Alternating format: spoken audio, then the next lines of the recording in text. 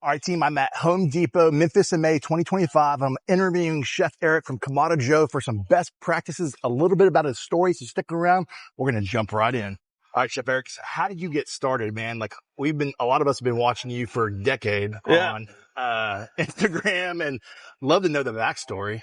So my last I'm a restaurant guy, couple decades around the world in some of the top restaurants. And, my last restaurant was a concept called Kamado Grill. And so we had 15 Big Joes, 375 seats. And, wow, it all started from a spatchcock chicken on a Big Joe 1. Seriously? Yeah. So watch out for that gateway, cook there. The spatchcock chicken might very well change your life. I love it. Yeah, but I've been traveling the world, throwing extravagant live fire grill parties and, just kind of showcasing what you can do with these things. We're kind of redefining what it means to grill, right? Anything you can do outside, you can do, inside rather, you can do outside on your grill, but with more style and grace. Absolutely. I like to remind folks that, neighborhoods don't get together and throw saute parties. So it's like, That's awesome. It's a fun space to be in. Yes, There's a lot of storytelling, we think about barbecue, it can be a verb or a noun. That's right. So pretty cool space. So where did you get your passion from? Like, how did you get into the culinary path? Yeah, I guess just cooking outside all the time, being a feral kid from North Carolina. And then is that something your family did? Or yeah, everybody. Yeah. Okay. And we grew up with cooking whole hogs. Oh man, I didn't know that. That's my cool. wife Jenny is a whole hog cooking champion. What? Several times over. Okay, guys, we're getting some inside knowledge here. This is awesome. That's right. Now, have she traveled with you and done some stuff? Yeah, I got 2 daughters as well, and we'll go to, Australia or, Norway or the Netherlands or Germany. I mean, we get around. It's a lot of ways cool. It's a family business. Yeah, it's gotta be, right? Yeah. Because if you're on the road all the time, it just doesn't make sense. But you rack up some airline miles and some Marriott points, and all of a sudden, you're taking the kiddos and wife along with you. So, we work that work-life balance and kind of, workcation, if you will. That's a good name. My whole life's like a workcation. I love that name. Might have to adopt that. Yeah. It was a good time. It's a good time. We are at Home Depot. We are at the amazing site here for Memphis in May 2025. What do we got cooking? Well, we got some beautiful New York strips from my buddy Farmer Max at Wooden Nickel Farms in Cedar Grove, North Carolina. And so what I like to do, I scruff the top already to get through some of this gorgeous fat cap. I'm going to put some smoke on the outside of it, okay? Salt, pepper, garlic. And then I want to cut these thick steaks.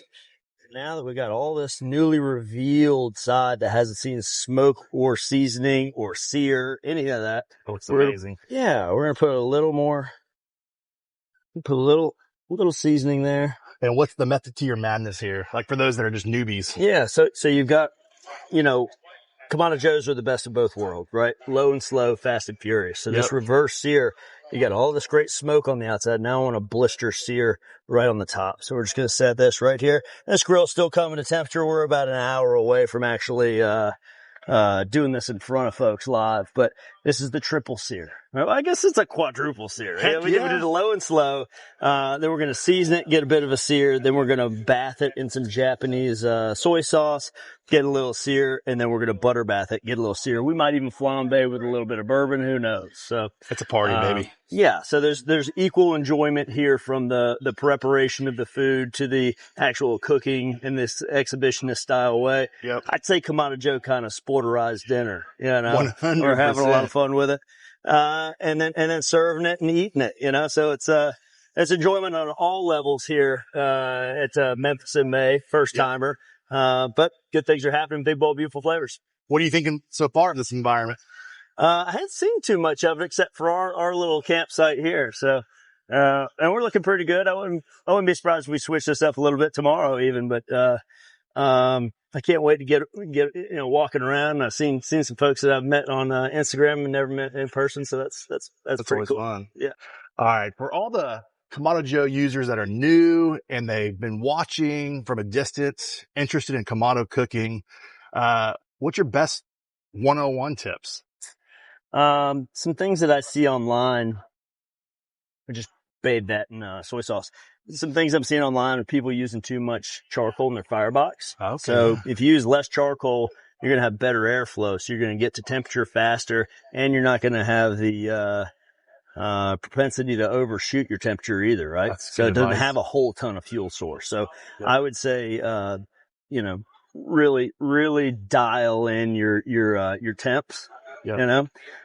So if your first cook's just going to be blazing hot, you know, 700 degrees plus, see if you can stall at 200, see if you can stall at 300, see if you can stall at 400, and just kind of hit those numbers, play around with the baffles, right? Yeah. And it works like a heat pump. It's a, you know, love that. Ambient air coming in, and then the more oxygen flow you give it, the higher it's going to get. What's your best thought on protein for someone that feels intimidated on a Kamado but is excited and start building that confidence? I think if, let's say you're cooking for 8 folks, I would get a full New York strip and then kind of treat it like a prime rib. Yeah. Much easier than cooking and flipping 8 steaks individually. Yep. So once you got this to the internal temperature, you're just slicing steaks, seasoning, and putting a sear on it. So more caramelization, more big, bold, beautiful flavors, and using that natural lump charcoal. And I love that advice, because I think some folks would feel intimidated seeing this at Sam's, but how easy. I think it's people so much surprised. easier. Yeah. Like if we're pushing, you know, just under 300 degrees for, you know, an hour, at that point you got nice caramelization, good bark, good smoke. You're winning already. Then slice your steaks and boom, boom. And instead of it being, you know, 4 minutes, 4 minutes, 4 minutes, 4 minutes, or whatever it might be, you've given it an hour and a half already. Yeah. And you're just, at that point, you can chill. And then once your guests show up, boom, boom, steaks are done within a minute and a half. Oh, yeah. I love that. Now, question about warming food, especially if it's around barbecue and you travel a lot. So I think you'd have some great best practices. People want to cook for a big party the next day. They need to prepare the day before, and any warming strategies for cooking for big crowds. Yeah, I think, you know, for me, I always do multiple menu items, and I kind of bounce back and forth between fast and furious and low and slow. That allows me time to recharge my charcoal if I need to. Yep. But to do a 4-hour baby back rib, that's ready to rock and roll, and then I'm getting this grill set to do flank steak. Yes. So I like to alter the low and slow and fast and furious and kind of boom, boom, boom, boom. And that helps me keep organized. And it also helps me think about what's next. That's great. I love it. And last thing is just your favorite recipe that you love cooking, but it also challenge those that are watching. My favorite recipe, I guess, I've been loving this butter dipped New York strip. This is the triple sear. Yeah, it's triple sear in here. Oh, come on now. Look at that beautiful action. Oh, it's nothing like live fire. That's right. I don't know. I think, take anything that you normally wouldn't do outside, something you do on your range or stove or, on the oven inside, and go ahead and bring it outside. And I think what you're going to find is just you cook in the kitchen. You're going to rediscover, something that you knew you loved. Look at that. That's stunner. Beautiful. Oh, dude, that's awesome. Yeah, just keep playing with your food. Don't be beholden to any recipe, right? You can do whatever you want to. There's no real rules out here. Yeah. All right. One thing that you challenged me on that I don't really like, and I hate to admit it, but you're a fish connoisseur. Oh, yeah. And I think you're going to change my mind over this week on how to cook more salmon. My wife, and that's one of my goals. I want to convince my wife we need to eat more fish. And I know you say this, eat it 2 or 3 times a week. Shame on me. I don't.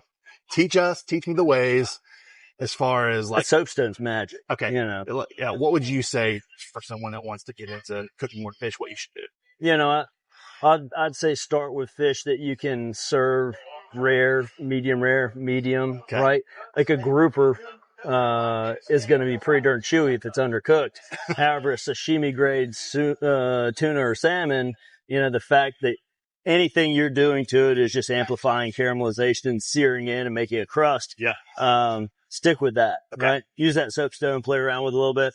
Sometimes we'll have a big pork butt or a brisket or short ribs or New York strips resting. And it's at that point in time that we'll crank the grill up, and then we'll do those quick fire fish items. And then those will be kind of the appetizers or hors d'oeuvres while the meat's resting. So it's not like you're, starting the grill, lighting the charcoal for a 45-second cook for the fish. Go ahead and have your main protein finished up, ready to go. And then use the residual heat from that cook to add a course or two of fun stuff. I love it. All right. Now, with your culinary background, can you give us, I don't know if there's a knife here, best way to hold a knife, any knife skills that we got you here? So what you want to do, I prefer Japanese steel, so this is a Shun. Nice. They do a great job. It's, super, super sharp, ready to rock. But I use my pinchers. And I grab the blade right there. And right there. And I wrap my 3 fingers here. This is the spine of the knife. This is the tip of the knife. That's the point of the knife, the cutting edge, the bolster, the heel, full tang going into this handle. And you'll get what's known as a fighter's stance. So I'm a righty. So my left foot is kind of forward. My right foot slightly to the side. I'm going to line that spine of the knife up with my pupil. And then I'm going to lean over the cutting board, and I'm going to start working back and forth. I'm going to tuck this chicken wing in here too, right? So if this is out here, I'm going to be working this muscle up. But when I bring it in here, I'm using all of these muscles equally, and I can slice all day long. That's great advice. Yeah. Let's go ahead and look at this. See how we did. It's got that nice butter crust. I'll hold up a slice here so you can see it. Beautiful. Oh my gosh. Yeah. Guys, and then I like to do something called post seasoning, meaning seasoning after. And it doesn't just make things salty. It's a great way of amplifying all those big, bold, beefy flavors that are already there. That's great. I wish there was some smell-o-vision right here. But I mean, that's beautiful work. That's what we're looking for, coast to coast. All right, friends. Thank you guys so much for watching the tips from Kamado Joe here with Chef Eric, the one and only. Friends, if you found value in this video, be sure to like, subscribe, put in the comments what you loved about Chef Eric's story and his tips. And from my backyard to yours, less hate, more love, good barbecue. Till next time.